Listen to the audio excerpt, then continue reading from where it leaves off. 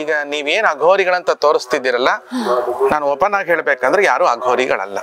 ಅಘೋರಿಗಳು ಯಾರು ಅಷ್ಟು ಸಾಮಾನ್ಯವಾಗಿ ನಿಮಗೆ ದರ್ಶನಕ್ಕೆ ಸಿಗಲ್ಲ. ಅಘೋರಿ ಆಗಬೇಕಾದ್ರೆ ಬತ್ತಲೆ ಆಗಿರ್ಬೇಕು. ಬತ್ತಲೆ ಅಂದ್ರೆ ನಗ್ನಳಾಗಿರ್ಬೇಕು. ಮತ್ತೆ ಈಗ ಯಾಕೆ ನೀವು ನಗ್ನಳಾಗಿಲ್ಲ ಅಂದ್ರೆ, ನಾನು ರೆಡಿ ಇದ್ದೀನಿ, ನೀನು ಇದು ಮಾಡಕ್ ರೆಡಿ ಇದೆಯಾ? ಘೋರೆ ಏಭ್ಯೋ ತಘೋರೆ ಏಭ್ಯೋ ಅಘೋರ ಘೋರ ತರೇಭ್ಯ ಸರ್ವೇ ಏಭ್ಯ ಸರ್ವ ಸರ್ವೇ ಏಭ್ಯ ನಮಸ್ತೆ ಅಸ್ತು ರುದ್ರ ರೂಪೇಭ್ಯ ಅಂತ ರುದ್ರ ಅನುವಾಕದಲ್ಲಿ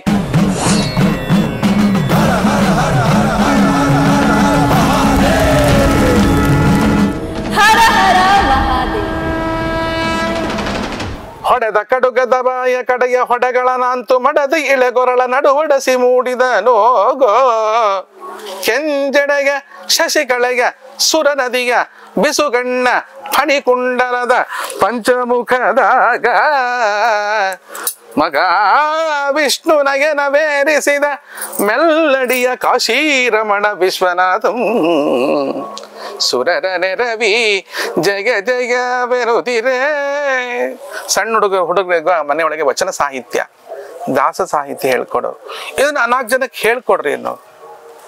ಬಹಳ ಚೆನ್ನಾಗಿತ್ತು ಆ ಕಾಲ. ನಿಜಲಿಂಗಪ್ಪನವರು ಮಾನ್ಯ ಮಾಜಿ ಮುಖ್ಯಮಂತ್ರಿಗಳು ದಿವಂಗತ ನಿಜಲಿಂಗಪ್ಪ ಒಳ್ಳೆ ಮನುಷ್ಯ ಪಾಪ, ಕಾಂಗ್ರೆಸ್ ಹಳೆ ಮುದುಕ. ಅದನ್ನ ಬರ್ತಡೆ ಗಾಂಧಿ ಜಯಂತಿ, ಅದಕ್ಕೆ ಲಡ್ಡು ಹಂಚ್ಬೇಕು. ನಾನು ಬಾ ಯವ್ವ ನೀ ಮುಟ್ಟು ಫಸ್ಟ್ ಹಂಚಂತಿದ್ದ. ಏನಾಗ್ತದ ಪಕ್ಷ, ಏನಾಗ್ತದ ಪಕ್ಷ ವಿಪಕ್ಷ ಆಗ್ತದೆ. ಭಾಳ ಮುದ್ದಾಗಿ ಮಾತಾಡ್ತಿದ್ದೆ. ನನಗೆ ದಾರ್ಯಾಗ ಹೋಗ್ಬೇಕಾರೆ ಎಟ್ಲ ಆಕಾಶ ನೋಡ್ಕೊಂಡು ಹೋಗ್ತಿದ್ದೆ. ಒಂದು ಈಗ ನಿಮಗೆ ಗೊತ್ತಾಗ್ತದೆ, ನನ್ನ ಮಾತಾಡುವಾಗ ನಿಮ್ಗೆ ಅರ್ಥ ಆಗ್ತದೆ. ಸ್ವಲ್ಪ ಏನು ಹೇಳಿದಿ ಅಂತ ಕೇಳ್ತಿರ್ತೀನಿ. ಒಂದು ಕಾಲ್ನಾಗ 9ನೇ ನಂಬರ್ ಚಪ್ಪಲಿ, ಇನ್ನೊಂದು ಕಾಲ್ನಾಗ 8 ನಂಬರ್ ಚಪ್ಪಲಿ. ಆ ಚಪ್ಪಲಿ ಹಾಕೊಂಡು ಹೋಗ್ತಿದ್ರ, ಜರ್ ಜರ್ ಜರ್ ಜರ್ ಅಂತ ಜಾರಿಸ್ಕೊಂಡು ಹೋಗೋದು. ಬಹಳ ಅದ್ಭುತವಾಗಿತ್ತು. ಇನ್ನೇನು ಹೇಳಬೇಕು, ಇಂಥವು ಅನೇಕ ಲೀಲಾಗಳು ಭೈರವಿಯಿಂದ ನಡೀತಾ ಇದ್ದು. ಒಂದಿಷ್ಟೇಷ್ಟು ಅನ್ನ ತಂದು 1000 ಮಂದಿಗೆ ಹಂಚಿಬಿಡ್ತೀನಿ. ಇವತ್ತು ಹೆಂಗೆ ಹಂಚ್ತೀರಿ? ತಾನು ದೊಡ್ಡದಾಗ್ತದೆ ಅಷ್ಟೇ. ಅದು ತಿನ್ನೋರು ಹೊಟ್ಟೆ ಕಮ್ಮಿ ಆಗ್ತದೋ ಅಥವಾ ನಾನು ಹಂಚೋ ಅನ್ನ ಜಾಸ್ತಿ ಆಗ್ತದೋ ಗೊತ್ತಿಲ್ಲ. ಬಾಲ್ಯ ಭಾಳ ಚೆನ್ನಾಗಿತ್ತವ. ಇನ್ನೊಂದು ಹೇಳ್ಬಿಡ್ತೀನಿ, ಜಿಲ್ಲಾ ಪರಿಷತ್. ಆ ಜಿಲ್ಲಾ ಪರಿಷತ್ ಒಳಗೆ ಹುಡುಗರು ಕರ್ಕೊಂಡು ಹೋಗ್ಬಿಡ್ತಿದ್ದೆ. ನನ್ನ ಕೈಯಾಗ ಒಂದು ಹೆಚ್ಚು ಕಮ್ಮಿ 50 ಮಂದಿ ಹುಡುಗರು ಇರ್ತಿದ್ರು. ಎಲ್ಲಾರು ಕರ್ಕೊಂಡು ದಾಂಧಲಿ ಬರೀ ಹೋಗೋದು. ವಾಲ್ ಟ್ಯೂಬ್ ಅಂತ ಸಿಗುತ್ತಾವ, ಈ ಸೈಕಲ್ ಒಳಗಿರ್ತದೆ, ಅದನ್ನ ಕದಿಯೋದು, ಶಬ್ದ ಬರ್ದಂಗೆ ಕಿತ್ಬಿಡೋದು. 15 ಪೈಸಕ್ಕೆ ಮಾರಾಟ ಮಾಡ್ಬಿಡೋದು. ಮಾರಾಟ ಮಾಡಿ ಅಲ್ಲಿ ದೇವೇಂದ್ರಪ್ಪ ಅಂತ ಬಿದ್ದ, ಅವನ ಹತ್ತೋಗಿ ಮೆಣಸಿನ್ಕಾಯಿ ಬೋಂಡ, ಮಿರ್ಚಿ ಅಂತಾರಲ್ಲ ಮೆಣಸಿನ್ಕಾಯಿ ಬೋಂಡ, ಆಮೇಲೆ ಒಂದಿಷ್ಟು ಮಂಡಾಳು, ಮಂಡಕ್ಕಿ ಅಂತೀವಿ, ಅದೆಲ್ಲ ತಂದು ಬಡ ಮಕ್ಕಳಿಗೆ ಹಚ್ತಿದ್ದೆ. ಇದು ತಪ್ಪಲ್ವಾ ಅಂತ ಯಾರೋ ಕೇಳೋದು. ಆ ಹುಡ್ರೆ ದೊಡ್ಡ ದೊಡ್ಡ ತಲೆ ಹೊಡ್ಕೊಂಡು ತಿನ್ನೋರು ಭಾಳ ಇದ್ದಾರೆ ಜಿಲ್ಲಾ ಪರಿಷತ್ನಾಗ. ಅವ್ರು ವಾಲ್ ಟೂಪ್ ಕಿತ್ತೇನು ತಪ್ಪಾಗೋದಲ್ಲ, ಹಣದ ಹಾಕಿಸ್ಕೊತಾರ. ಒಂದು ದಿವಸ ಏನಾಗ್ಬಿಡ್ತು, ನನಗೊಂದು ಗಿಲ್ಟಿ ಕಾನ್ಷಿಯಸ್ ಬಂತು, ನಾ ಮಾಡ್ತಿರೋದು ತಪ್ಪು ಅಂತ. ಜ್ವರ ಬಂತು, 4-5 ದಿನ ಜ್ವರ ಬಂತು. ಮಾರುತಿ ಕ್ಲಿನಿಕ್ ಅಂತ ಒಂದು ಇತ್ತು, ನಮ್ಮಮ್ಮಂಗೆ ಅವರೇ ಸರ್ವಸ್ವ. ಅವರಪ್ಪ ಮಾರುತಿ ಕ್ಲಿನಿಕ್ ಡಾಕ್ಟರ್ ನಾಗರಾಜ್ ಅವ್ರ ತಂದೆ ದೊಡ್ಡ ಡಾಕ್ಟ್ರು. ಆಗಿನ ಕಾಲಕ್ಕೆ ಫಾರಿನ್ ರಿಟರ್ನ್, ಕೋಮಲ ಡಾಕ್ಟರ್ ಕೋಮಲ ಅಂತಿದ್ರು, ಫಾರಿನ್ ರಿಟರ್ನ್ಸು. ಈಗೆಲ್ಲರೂ ಫಾರಿನ್ನಾಗೆ ಇರ್ತಾರೆ, ರಿಟರ್ನ್ ಆಗೋದೇ ಇಲ್ಲ. ಫಾರಿನ್ ರಿಟರ್ನ್ ಡಾಕ್ಟರ್ ಅವರು. ಅವ್ರಿಗೆ ದುಡ್ಡು ಜನ ಹೋಗ್ತಿದ್ದಿಲ್ಲ ಪಾಪ, ಮಗನಿಗೆ ಜನ ಬರೋರು. 4 ಕಡೆ ಕ್ಲಿನಿಕ್ ಇತ್ತು, ಆ ಕ್ಲಿನಿಕ್ಗೆ ಕರ್ಕೊಂಡು ಹೋಗ್ತಿದ್ರು ನಮ್ಮವ್ವ. ಅವ್ರು ಇಂಜೆಕ್ಷನ್ ಹಾಕಿ ಹಾಕಿದ್ರು. ಕಡೆಗೆ ಹೇಳಿದ್ರು, ಈ ಮಗುಗೆ ಏನೋ ಮಾನಸಿಕ ಜ್ವರ ಅದ, ಅದು ಏನು ತಿಳ್ಕೊಂಬಿಡ್ರಿ ಅಂದ್ರು. ನೀವೇ ಕೇಳ್ರಿ ನಮ್ಮವ್ವ. ಡಾಕ್ಟ್ರು ಕೇಳಿದ್ರು, ಏನು ವಿಚಾರ ಮಾಡ್ತಿದ್ದಿ ಮಗಳೇ ಅಂದ್ರು. ನಾನಂದೆ, ಇದು ನಿಮ್ಮ ಮುಂದೆ ಹೇಳಲಿಕ್ಕಾಗೋದಿಲ್ಲ ಡಾಕ್ಟ್ರೆ, ನಮ್ಮ ತಂದೆ ಮುಂದೆ ಹೇಳಬೇಕಾಗಿದೆ. ಯಾಕಂದ್ರೆ ನಮ್ಮ ತಂದೆ ಒಳ್ಳೆಯವರು, ಅವ್ರು ವರ್ಷಕ್ಕೊಂದ್ಸಲ ಹೊಡಿತಿದ್ರು. ಮೈಯೆಲ್ಲ ಔರಂಗಜೇಬ್ ಅಂತಾರ ಸುಲಿಯೋ ನಮ್ಮ ಅಪ್ಪ. ಔರಂಗಜೇಬ್ ನೋಡಿಲ್ಲ, ಹಂಗೆ ಸುಲಿತಿದ್ನಂತ. ನಾನು ನೋಡಲ್ಲ, ನನಗೆ ಅವ್ನ ಮುಸುಡಿನೇ ನೋಡಲ್ಲ, ಬರೀತಾರದಾಗ ಹೋಗಿ ಹಂಗೆ ನಮ್ಮಪ್ಪ ಡಬಲ್ ಔರಂಗಜೇಬ. ಮೈಯೆಲ್ಲ ಸೀಳ್ ಬಿಡ್ತಿದ್ದೆ ವರ್ಷಕ್ಕೊಂದ್ಸಲ. ನಮ್ಮವ್ವ ದಿನ ಸುಲಿತಿದ್ಲು. ಇಂಥವ್ರ ಮುಂದೆ ಏನು ಹೇಳ್ಕೋಬೇಕಪ್ಪ. ಸರಿ ನಮ್ಮ ಅಪ್ಪಗೆ ಹೇಳಿದೆ, ನಮ್ಮಪ್ಪ ಅಂದ್ರೆ ಏನಾಗಿದೆ? ಏನಿಲ್ಲ, ನೀವು ಜಿಲ್ಲಾ ಪರಿಷತ್ ಕತ್ಕೊಂಡು ಹೋದ್ರೆ ನನ್ನ ಜ್ವರ ಹೋಗ್ತದೆ ಅಂದ್ರೆ. ಪಾಪ ಅಯ್ಯಪ್ಪ ಗೊತ್ತಿಲ್ಲ. ಆತೇನು ಮಾಡ್ದ, ಅಲ್ಲೇನೆಲ್ಲ ಬಿದ್ಗಿದ್ದು ಬಂದು ನಮ್ಮ ಹಿಂದೆಲ್ಲ ಬಿದ್ದು ಬಂದ್ರೆ ರಾವು ಬಡಿತದೆ ಅಂತ ಏನೋ ಹೇಳ್ತಿದ್ರಲ್ಲಿ. ಆ ಜಾಗ ಸರಿ ಇಲ್ಲದಿದ್ರೆ ಅಲ್ಲೇನೋ ರಾವು ಬಡಿತಿದೆ ಅಂತ ಹೇಳ್ತಿದ್ರು. ಅಪ್ಪ ಕರ್ಕೊಂಡು ಹೋದ. ಅಲ್ಲಿ ಜಿಲ್ಲಾ ಪರಿಷತ್ ಕೆಲಸ ಮಾಡ್ತಾವ್ರೆಲ್ಲ ಕರೀತೆ. ಇದು ಪೊಲೀಸ್ ಅಲ್ಲೇವಾ, ಕರೆದ ತಕ್ಷಣ ಎಲ್ಲ ಬಂದರು. ಎಲ್ಲರಿಗೂ ಕೈ ಮುಗಿದೆ, ದಯಮಾಡಿ ನಂಗೆ ಕ್ಷಮಾ ಮಾಡ್ರಿ, ನಾವು 25 ಮಂದಿ ಇದ್ದು ಬಂದು ನಿಮ್ಮ ದಿನ ವಾಲ್ಟುಪ್ ಕದ್ದು ಬಿಟ್ಟಿದ್ದೀವಿ. ನಮ್ಮ ಅಪ್ಪ ತಲೆ ಬೆಳಕು ಇದೇ ಮಾತನ್ನ ಮೊದಲು ಹೇಳಿದ್ರೆ ಕರ್ಕಡೆ ಹೋಗ್ತಿದ್ದಿಲ್ಲ ಅಲ್ಲಿ. ಯಾಕಂದ್ರೆ ಪೊಲೀಸ್ನವ್ರ ಮಕ್ಕಳು ಕಳ್ಳರದ್ದಾಗಿಬಿಡುತ್ತಲ್ಲ. ಹ್ಞೂನ್ರಿ, ಪ್ರಪಂಚಕ್ಕೆ ಅದೇ ನಡೀತಿರೋದು. ಡಾಕ್ಟರ್ ಮಕ್ಕಳು ಮಂದಿನ ಸಾಯಿಸ್ತಾರೆ, ಪೊಲಿಟಿಷಿಯನ್ಸ್ ಮಕ್ಕಳಂತೂ ಅವ್ರ ಅಪ್ಪನೇ ಸಾಯಿಸ್ಬಿಡ್ತಾರೆ. ಇವೆಲ್ಲ ಲೋಕದಾಗ ನಡೀತಿರೋ ವಿಚಾರ. ಇಂಥದ್ದೆಲ್ಲ ಬಾಲ್ಯದಲ್ಲಿ ನಾನು ಅನುಭವಿಸಿದ್ದೀನಿ. ಹೆಚ್ಚು ಕಮ್ಮಿ ನನ್ನ ಜೀವನದಲ್ಲಿ ನಾನು ಸನ್ಯಾಸಿಯಾಗಿ ಕಾಲ ಕಳೆದ ದಿನಗಳಿಗಿಂತ ಸನ್ಯಾಸಿ ಆದಮೇಲೆ ನಾನು ಸನ್ಯಾಸಿ ಆಗಲೇ ಇಲ್ಲ. ಬರೀ ಲೋಕ ವಿಚಾರಗಳು, ಆಸ್ತಿ ಎಷ್ಟು ಮಾಡಬೇಕು, ಮಠ ಹೆಂಗೆ ಬೆಳೆಸ್ಬೇಕು, ಯಾರ ಮನೆ ದುಡ್ಡು ಹೆಂಗೆ ಎತ್ತಾಕಬೇಕು, ಇದ್ರ ತಲೆ ಭಾಳ ಓಡ್ತಾವ. ಆದ್ರೆ ಹುಟ್ಟು ಸನ್ಯಾಸಿ ಆಗಿದ್ನಲ್ಲ, ಆಗ ಹಂಚ್ಕೊಂಡು ತಿಂದನಲ್ಲ, ಅದು ನಿಜವಾದ ಸನ್ಯಾಸ ಅನ್ನಿಸ್ತು ಅಂತ. ಇನ್ನು ಕೇಳ್ಕೋತ ಕೂತ್ಕೊಂಡ್ರೆ ನಿನಗೆ ಕುಂಭಮೇಳ ಇವತ್ತಿಲ್ಲೇ ಮುಗಿದೋಗೋ ಕಾರಣ ಕಾಣ್ತದೆ. ನಿಲ್ಲಿಸ್ಲಾ? ಅಘೋರಿ ಅಂತ ಹೇಳಿದ್ರೆ ಏನು?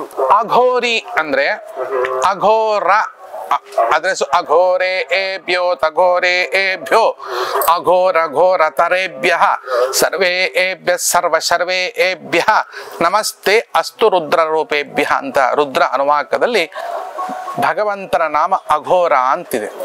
ಬರೀ ಅಘೋರ ಅಂತಿಲ್ಲ, ತತ್ಪುರುಷ ಅಂತಿದೆ. ಬರೀ ತತ್ಪುರುಷ ಅಂತ ಇಲ್ಲ, ಈಶಾನ ಅಂತಿದೆ. ಬರೀ ಈಶಾನ ಅಂತ ಇಲ್ಲ, ಸದ್ಯೋಜಾತ ಅಂತಿದೆ. ಬರೀ ಸದ್ಯೋಜಾತ ಅಂತಿಲ್ಲ, ವಾಮದೇವ ಅಂತಿದೆ. ಅಘೋರ ಅಂದ್ರೆ ಸೃಷ್ಟಿಯ ಕೊನೆಯಲ್ಲಿ ಕಾಣುವ ರೂಪ, ದೇಹದ ಅಂತ್ಯದಲ್ಲಿ ಕಾಣುವ ರೂಪ, ಸೃಷ್ಟಿಯ ಕೊನೆಯಲ್ಲಿ ಕಾಣುವ ರೂಪ. ಘೋರ, ಸಾವಿಗಿಂತ ದೊಡ್ಡವಾದ ಘೋರ ಯಾರಿಗೂ ಇಲ್ಲ. ಎಲ್ಲರೂ ಸಾವಿಗೆ ಹೆದರ್ತಾರೆ ನೋಡಿ. ಯಾಕೆ ಹೇಳಿ? ಮುಂದಿನ ಜನ್ಮ ಇದೆ ಅಂತ ಹೇಳ್ತಾ ಇದ್ದಾರೆ, ನಂಬಿಕೆ ಇಲ್ಲ. ಮುಂದಿನ ಜನ್ಮ ಇದ್ದದ್ದೇ ಗ್ಯಾರಂಟಿ ಇದ್ರೆ ಧೈರ್ಯವಾಗಿ ದೇಹ ಬಿಡಕ್ಕೆ ತಯಾರಿರ್ತಿದ್ರು ಜನ. ಮುಂದಿನ ಜನ್ಮದ ಬಗ್ಗೆ ನಂಬಿಕೆ ಇಲ್ಲ. ಅಯ್ಯೋ ನಂದು ಮುಗಿದೋಗ್ಬಿಡುತ್ತೆ, ನೆಕ್ಸ್ಟ್ ನನ್ನ ಇದೇ ಇರಲ್ಲ, ಅಸ್ತಿತ್ವವೇ ಇರಲ್ಲ ಅನ್ನೋದಕ್ಕೆ ಭಯ. ಆ ಘೋರವನ್ನು ಕೊಡುವ ಅಘೋರ. ಇನ್ನೊಂದು ಅಕ್ಷರ ಅ, ಘೋರ. ಘೋರವಲ್ಲದ ಅವಿದ್ಯ, ವಿದ್ಯೆ ಇಲ್ಲ. ಅವಿನಾಶ, ವಿನಾಶ ಅಲ್ಲ ಅಲ್ವಾ? ಹಾಗೆ ಘೋರ ಅಲ್ಲ, ಅಘೋರ. ಹೀಗೆ ವಾಮದೇವ ಅದು ಸೆಕ್ಸ್ಗೆ ಸಂಬಂಧಪಟ್ಟಂತ ಒಂದು ಅಂದ್ರೆ ಸೃಷ್ಟಿ ಕಾರ್ಯ. ಸದ್ಯೋಜಾತ ಅದು ಜ್ಞಾನದ್ದು. ಹೀಗೆ ಬೇರೆ ಬೇರೆ ಧ್ಯೇಯ ಪಂಚಮುಖೋ ರುದ್ರಃ ಸ್ಫಟಿಕ ಅಮಲ ಕಾಂತಿಮಾನ್ ವಿದ್ಯುತ್ ಶುಭ್ರ ಅಸಿತರಜಃ ಶಾಮಾನಿ ಅಸ್ಯ ಮುಖಾನಿತು ಜಟಾಬದ್ಧೇಂದು ಕಲ ಪ್ರಿಯ ಆಯು ನಾಗಭೂಷಣ. 5 ಮುಖಗಳು ಪರಮಾತ್ಮನಿಗಿದೆ ಅಂತ ಹೇಳ್ತಾರೆ. ಒಂದೇ ಬಾಡಿಗೆ 5 ಮುಖ ಅಂಟ್ಕೊಂಡಿದೆ ಅಂತ ಅರ್ಥ ಮಾಡ್ಕೋಬಾರ್ದು. ಯಾಕಂದ್ರೆ ಅಂದ ವಿಕೃತ ಶಿಶುವಿನ ವರ್ಣನೆ ನಮ್ಮ ಯಾವುದೇ ಶಾಸ್ತ್ರದಲ್ಲಿ ಇಲ್ಲ. 5 ರೂಪಗಳಲ್ಲೂ ಆ ಶಕ್ತಿ ಕೆಲಸ ಮಾಡ್ತಿದೆ ಅನ್ನೋದಕ್ಕೆ ಇದನ್ನ ಕೊಟ್ಟಿದ್ದಾರೆ. ಬಿಟ್ರೆ ಒಂದೇ ಬಾಡಿಗೆ 5 ಮುಖ ಅಂಟ್ಕೊಂಡು ಅಲಾಡ್ಕೊಂಡು ಅವಕ್ಕೆಲ್ಲ ಮತ್ತೆ ಶ್ವಾಸಕೋಶ ಬೇರೆ ಬೇಕು, ಇದು ಬೇಕೆಲ್ಲ ಕಷ್ಟ ಆಗ್ತದೆ. ಆ ತರದ್ದೆಲ್ಲ ಅಲ್ಲ. ಅಘೋರ ಅಂದ್ರೆ ಇಷ್ಟೇ. ಅಘೋರಿ ಆಗಿರೋದು ಎಷ್ಟು ಕಷ್ಟ, ಅಥವಾ ಅದ್ರಲ್ಲಿ ಕಷ್ಟಗಳಿದೆಯಾ, ಯಾವ ರೀತಿ? ಅಘೋರಿ ಆಗಬೇಕಾದ್ರೆ ಬತ್ತಲೆ ಆಗಿರ್ಬೇಕು. ಬತ್ತಲೆ ಅಂದ್ರೆ ನಗ್ನಳಾಗಿರ್ಬೇಕು. ಮತ್ತೆ ಈಗ ಯಾಕೆ ನೀವು ನಗ್ನಳಾಗಿಲ್ಲ ಅಂದ್ರೆ, ನಾನು ರೆಡಿ ಇದ್ದೀನಿ, ನೀನು ಇದು ಮಾಡಕ್ ರೆಡಿ ಇದೆಯಾ? ನಗ್ನ ಅಂದ್ರೆ ತೆರೆದುಕೊಂಡವಳು ಅಂತ ಅಷ್ಟೇ ಅರ್ಥ, ಬಟ್ಟೆ ಬಿಚ್ಕೊಂಡವಳು ಅಂತ ಅರ್ಥ ಅಲ್ಲ. ತೆರೆದುಕೊಂಡವಳು ಅಂದ್ರೆ ತನ್ನೊಳಗೆ ಏನೂ ಮುಚ್ಚಿಡದೆ ಬಾಳುವವಳು. ಯಾರು? ತಾಯಿಯೊಬ್ಳೆ, ತಂದೆ ಅಲ್ಲ. ಇಲ್ಲ, ಕಷ್ಟ ಇದೆ. ಯಾಕೆ ಅಂದ್ರೆ ಈ ಪುರುಷ ಪ್ರಧಾನ ಸಮಾಜದೊಳಗೆ ಎಲ್ಲವೂ ತನಗೇ ಬೇಕು ಅಂತ ಮೀಸೆಯನ್ನು ಹುರಿ ಮಾಡಿಕೊಂಡು ಬದುಕಿರ್ತಕ್ಕಂಥ ಈ ಪುರುಷ ಪ್ರಧಾನ ಸಮಾಜದೊಳಗೆ ಹೆಣ್ಣಿಗೆ ಯಾವುದಕ್ಕೂ ಅವಕಾಶವಿಲ್ಲದಂತೆ ಮಾಡಿದ್ದಾರೆ. ಆದರೆ ಅವತ್ತಿನ ಕಾಲದಲ್ಲಿ ಕಪಿಲ ಮಹರ್ಷಿ ಮಹಾವಿಷ್ಣುವಾಗಿ ಹುಟ್ಟಿದಾಗ ದೇವಹೂತಿ ದೇವಿ ಇತ್ಯಾದಿ, ದೇವಹೂತಿ ಇರ್ಬೋದು, ವಾಚಾಗ್ನವಿ ಇರ್ಬೋದು, ಗಾರ್ಗೇಯಿ ಇರ್ಬೋದು, ಸಮಸ್ತ ಋಷಿಗಳಿಗೆ ಸರಿಸಾಟಿಯಾಗಿ ಮಾತನಾಡುವಂತ ಮಹಾಶಕ್ತರು ಅವರೆಲ್ಲ ಅಘೋರಿಗಳೇ ಅವರು. ಹಾಗಾಗಿ ಹೆಣ್ಣಾಗಿ ಅಘೋರಿ ಇರೋದು ಕಷ್ಟ ಇರಬಹುದು. ನಾನು ಹುಟ್ಟು ಅಘೋರಿಣಿ ಆಗಿರೋದ್ರಿಂದ ನಂಗೇನು ಕಷ್ಟ ಆಗಲಿಲ್ಲ. ಈಗ ನೀವೇನು ಅಘೋರಿಗಳಂತ ತೋರಿಸ್ತಿದ್ದೀರಲ್ಲ, ನಾನು ಓಪನ್ ಆಗಿ ಹೇಳ್ಬೇಕಂದ್ರೆ ಯಾರು ಅಘೋರಿಗಳಲ್ಲ. ಅಘೋರಿಗಳು ಯಾರು ಅಷ್ಟು ಸಾಮಾನ್ಯವಾಗಿ ನಿಮಗೆ ದರ್ಶನಕ್ಕೆ ಸಿಗಲ್ಲ, ಬಹಳ ಕಷ್ಟ ಇದೆ. ಮತ್ತು ಅವ್ರು ಯಾರ ಹತ್ರನೂ ದುಡ್ಡು ಗಿಡ್ಡೆಲ್ಲ ಏನೋ ಬೇಡವಲ್ಲ. ಅವರು ಬಹಳ ಸೂಕ್ಷ್ಮವಾದ ಕೆಲವು ಇದ್ದಾರೆ. ಈಗ ಆಗೋಲ್ಲ, ನಾನು ಪ್ರಯಾಗ ಮುಗಿದ ಮೇಲೆ ನೀನು ಕರ್ಕೊಂಡು ಹೋಗ್ತೀನಿ, ಯಾಕಂದ್ರೆ ನನ್ನ ಅನುಮತಿಯಲ್ಲಿ ಇವೆಲ್ಲ ಬರೋಕ್ಕಾಗಲ್ಲ. ಬಹಳ ಸೂಕ್ಷ್ಮವಾಗಿರ್ತಕ್ಕಂಥ ಜಾಗಗಳು ಅಘೋರಿಗಳಿದ್ದಾರೆ. ಅವರ ಆಚರಣೆಗಳು ಬಹಳ ವಿಚಿತ್ರ ಅನ್ಸುತ್ತೆ. ಕರ್ಕೊಂಡು ಹೋಗೋ ಮೇಲೆ ದರ್ಶನ ಮಾಡಿಸ್ತೀನಿ. ಟಿವಿ ವಿಕ್ರಮ, ದೇಶ ನಿಮ್ಮ ಕೈಯಲ್ಲಿ. ಈ ಕಾರ್ಯಕ್ರಮ ನಿಮಗೆ ಇಷ್ಟ ಆಗಿದ್ದಲ್ಲಿ ಲೈಕ್, ಶೇರ್ ಹಾಗೂ ಕಮೆಂಟ್ ಮಾಡಿ. ಟಿವಿ ವಿಕ್ರಮದ ಕಾರ್ಯಕ್ರಮಗಳನ್ನು ನಿರಂತರವಾಗಿ ವೀಕ್ಷಿಸಲು ಸಬ್ಸ್ಕ್ರೈಬ್ ಮಾಡಿ, ಬೆಲ್ ಐಕನ್ ಒತ್ತಿ.